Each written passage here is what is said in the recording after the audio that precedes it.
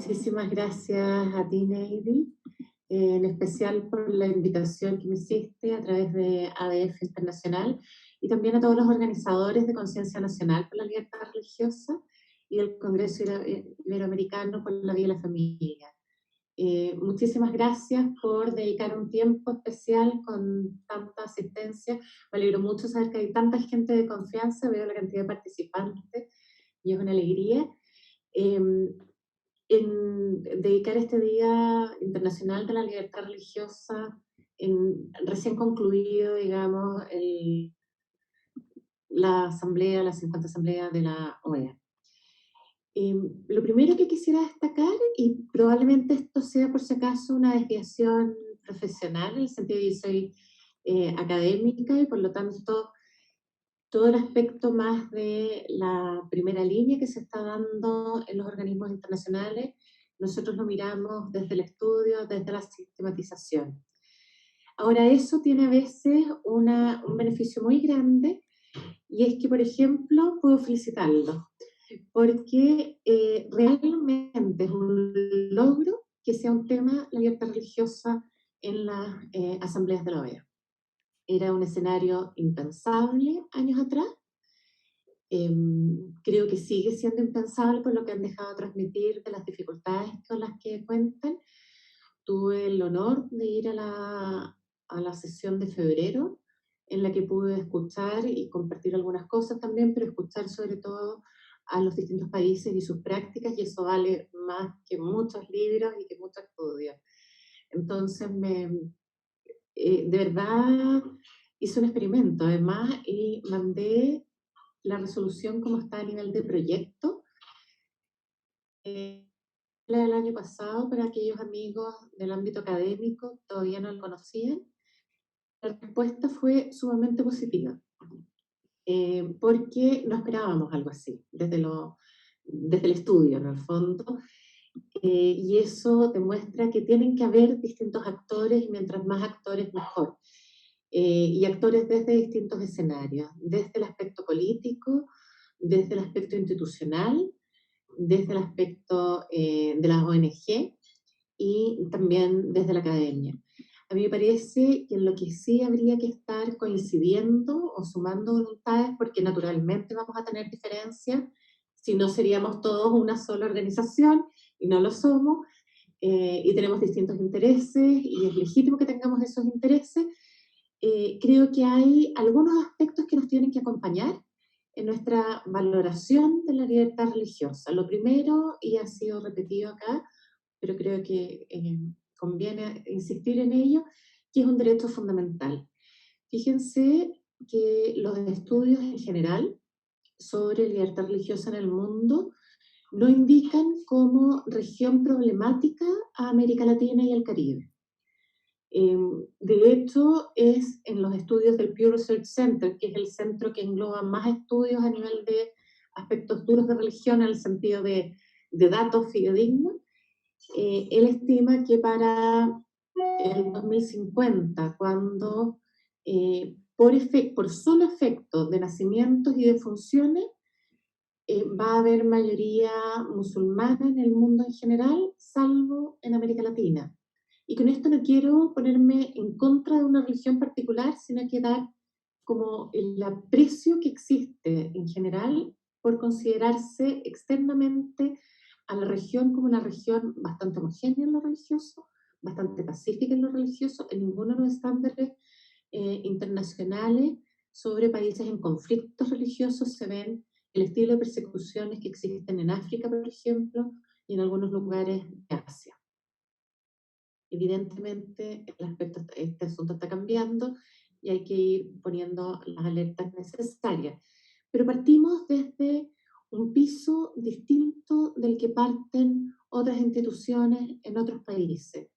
Y eso, de alguna manera, hay que aprovecharlo como un buen patrimonio. Pero tenemos el problema justamente en el área de considerar que la libertad religiosa sea o no un derecho fundamental. La impresión que tenemos desde distintos estudios es que más bien en nuestra región, precisamente porque es mayoría cristiana, ha terminado siendo un asunto considerado casi devocional, en el que depende de la concesión graciosa del Estado, de la renuncia de los propios miembros de iglesias o de entidades religiosas a renunciar a ciertos eventos y a tratar de facilitar la convivencia social, y por lo tanto no se le da el énfasis de un derecho fundamental. De hecho, es de los tipos de derechos fundamentales en los que el Estado no tiene asignado un presupuesto. O sea, hay presupuestos para salud, hay presupuestos para educación, por cierto, o sea, hay presupuesto para la gran mayoría de los derechos fundamentales, y en materia de libertad religiosa en general no hay ninguno, salvo estas exenciones en materia de contribución, de impuestos territoriales a los lugares de culto. ¿Ya? Pero en general hay una cierta indiferencia en otros países respecto a la libertad religiosa, quizás porque ha sido siempre el que al final la autoridad conoce a alguien de esa comunidad religiosa y le permite tal celebración, y el asunto no es así, el asunto es también porque hay un derecho fundamental. Otra de las cuestiones que me ha gustado mucho de toda esta iniciativa que he ido siguiendo desde la resolución pasada es el aspecto que se habla de religión y no de culto, porque es más amplio. Y nuestras constituciones a nivel latinoamericano todavía siguen conservando la palabra culto, y la palabra culto es la manifestación externa de lo religioso, pero no engloba todo lo que es el sentido de vida, la creencia eventualmente en un ser superior, el tener mecanismos internos también en cuanto a entidades religiosas para cumplir ciertas medidas o cierta ética interna o religiosa. Entonces ya eso es de verdad un logro, los debería dejar súper satisfechos, o por lo menos a mí me llama el felicitarlos por ello.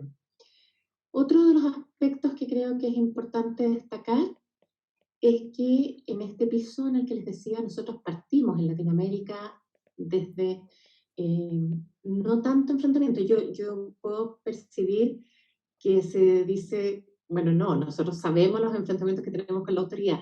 Un momento, por favor, porque en el fondo es por comparación. ¿Ah? Es por cuando se atenta la vida. Y hay muchos de los nuestros que han perdido la vida, pero es distinto a lo que pasa en otros lugares. ¿Por qué también es parte de eso y es la tradición que tenemos? En general, la religión ha sido un instrumento de cohesión social en nuestros pueblos. Cuando nosotros hablamos de luchas teológicas y de leyes laicas, en el fondo es cuestión clerical o anticlerical, más que una disputa por elementos religiosos fundamentales. Distinto de si se tiene o no una religión u otra, o lo tardío de la llegada de otras religiones, aparte de las nativas, en nuestra región. Que si nos falta dentro de lo evidente, dentro de este piso en el que partimos en Latinoamérica, en el tema social, pero el aporte concreto, o sea, cuántas organizaciones religiosas han sido las primeras en encargarse en este tiempo de pandemia de migrantes, o en otros tiempos de enfermos incurables o contagiosos, o sea, y eso, por si acaso todavía, y ese es el gran estudio que creo que hay que hacer desde la academia, el aspecto de valorar en concreto cuál es el aporte religioso, cosa que el Estado tenga que respetar también a las organizaciones religiosas, igual como respeta a las ONGs que colaboran en distintos aspectos. Porque para asuntos humanitarios, en el fondo el Estado siempre reconoce a las entidades religiosas y se los deja, pero el momento de la restricción viene el momento de la restricción para las entidades religiosas y no necesariamente para eh, todas las demás entidades. Entonces ahí existe un sesgo respecto de la religión, de que van a tener que aguantar porque son buenas personas, sin reconocerles que están actuando en conformidad a un derecho.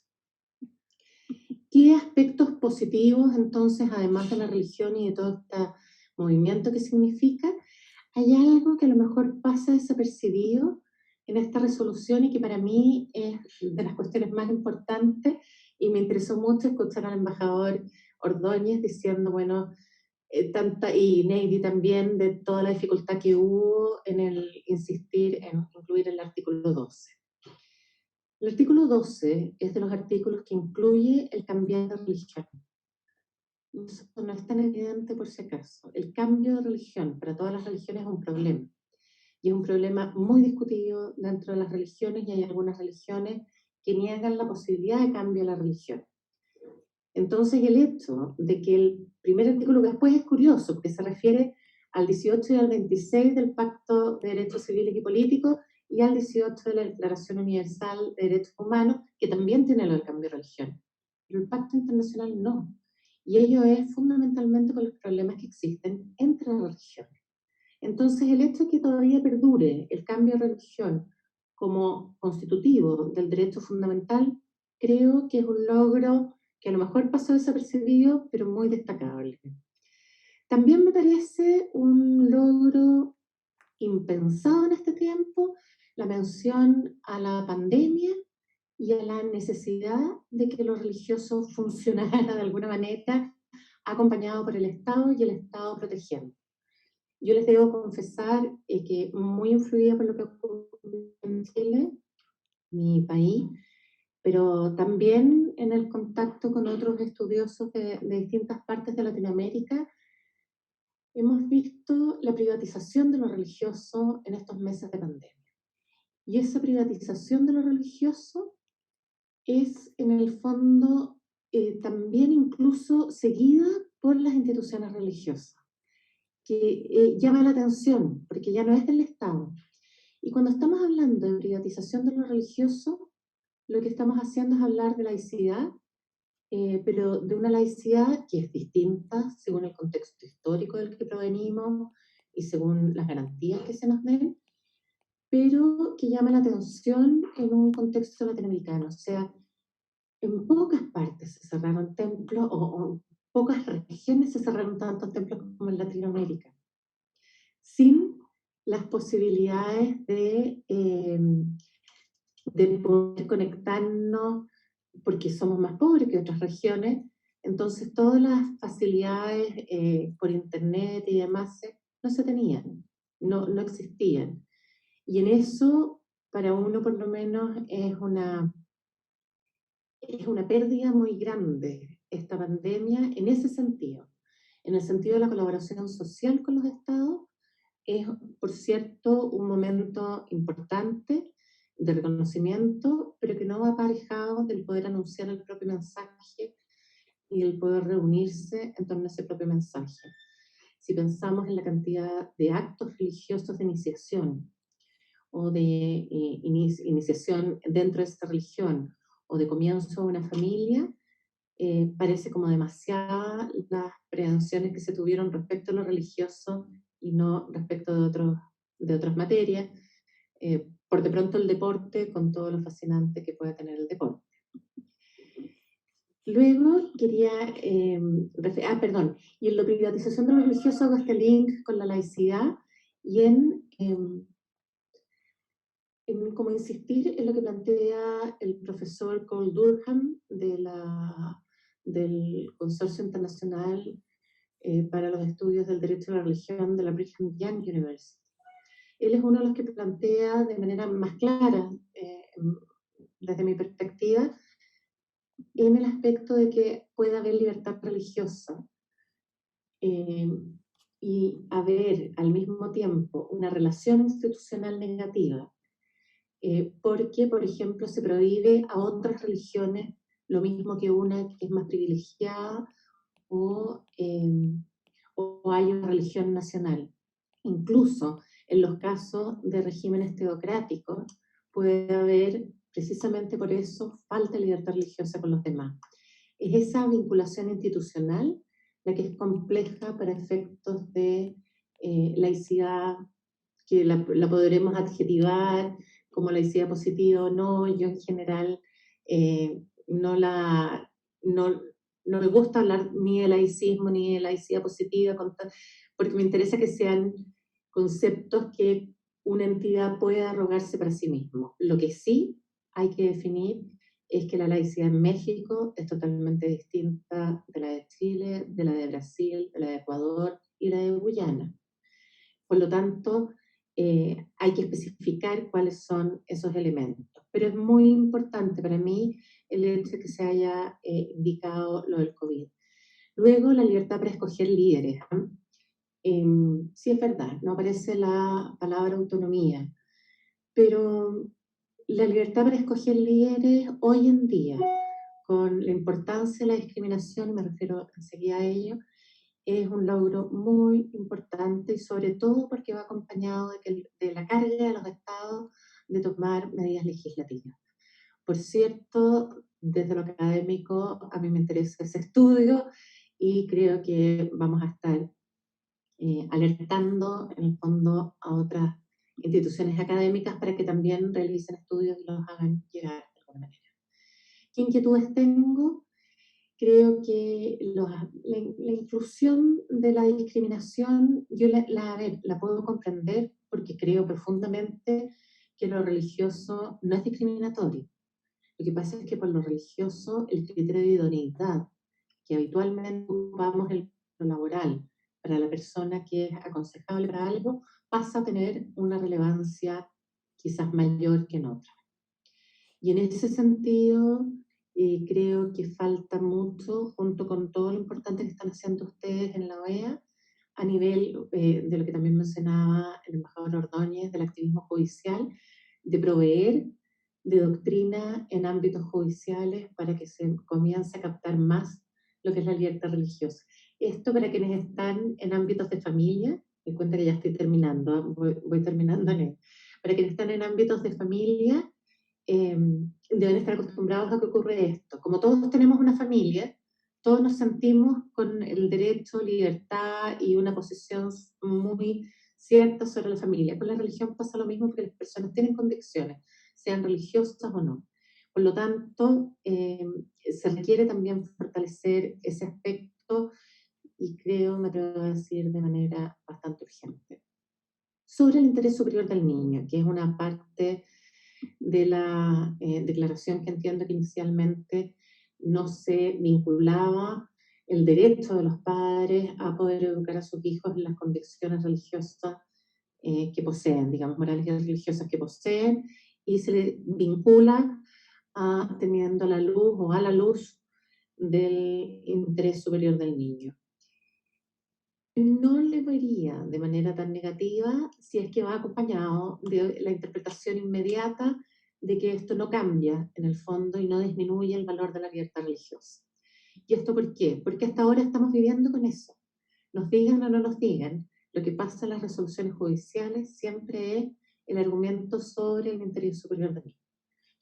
La argumentación jurídica respecto de que es en el interés superior del niño que sus padres puedan transmitirle estas convicciones y creencias, para que él pueda tener un sentido de la vida, evitando lo que llamamos de adoctrinamiento, es decir, no dejándole esa libertad también para optar personalmente, creo que es fundamental. No creo, puede ser una visión muy optimista para quienes sufrieron la redacción de la resolución, pero no creo que empaña la resolución. Y creo, estoy pasada de tiempo y me pone nerviosa, no estoy acostumbrada a pasarme tiempo, ¿verdad? Creo sí que hay ciertos aspectos que pueden fortalecerse para las siguientes resoluciones, porque ya pusieron un pie. No hay primera sin segunda y no hay segunda sin tercera. Por lo tanto, para la próxima, ¿qué cosas pueden incluirse? La objeción de conciencia que han señalado algunos de los panelistas que me precedieron, lo encuentro muy importante. Tengo sí una variación en la necesidad de incluirlo normativamente, porque España lo que ha hecho es que lo ha incluido en toda legislación que puede y no como una norma general. Yo soy de aquella parte de quienes opinan que cuando se habla de la inmunidad de coerción, lo que se está haciendo es reconocer la objeción de conciencia. Porque si en el derecho fundamental a la libertad religiosa, acto seguido, todos los instrumentos internacionales dicen nadie puede ser obligado a actuar eh, como coercitivamente, nadie puede ser objeto de medidas restrictivas que puedan menoscabar la libertad de conservar su religión o creencia o de cambiar de dichas convenciones o creencias. Eso es, en definitiva, la argumentación jurídica, por cierto, nos ha faltado, pero eso para mí conserva, o sea, al repetir ese número para mí conserva el marco de interpretación de fondo que permite después la acción judicial adecuada. Lo mismo, y acá los amigos mexicanos probablemente van a decir que no, pero el artículo 130b de su constitución, y lo pescaría exacto como lo dice usted, que parece un reconocimiento mínimo de la autonomía, pero es suficiente para poner un pie de nuevo, que es esto de que la libertad no interviene en asuntos internos de las organizaciones religiosas. Les cuento que no solo en Chile, sino en muchos países de Latinoamérica, estamos viviendo hoy un tiempo en el que está como el recurso de fuerza que era de la colonia, digamos, esto de alegar de decisiones en una comunidad religiosa ante el Estado, bueno, es una renovación de eso. Y por lo tanto, dejar una huella en este aspecto creo que sería muy útil. Y también lo que contiene la Constitución de Perú, en el sentido de reconocer que se pueden establecer formas de colaboración. Cuando hay más pluralismo, y en esto los europeos han sido astutos, cuando hay más pluralismo, ideológico incluso, el aspecto necesario que es esta autonomía y el poder decidir ciertas cosas, y el tener esta acomodación razonable que nos, como instrumento jurídico que nos ayude a no homogeneizar la sociedad cuando no existen los consensos y los acuerdos necesarios para ello. Perdón el exceso y ojalá que haya tiempo para la respuesta porque vi que habían ya llegado algunas preguntas. Muchas gracias.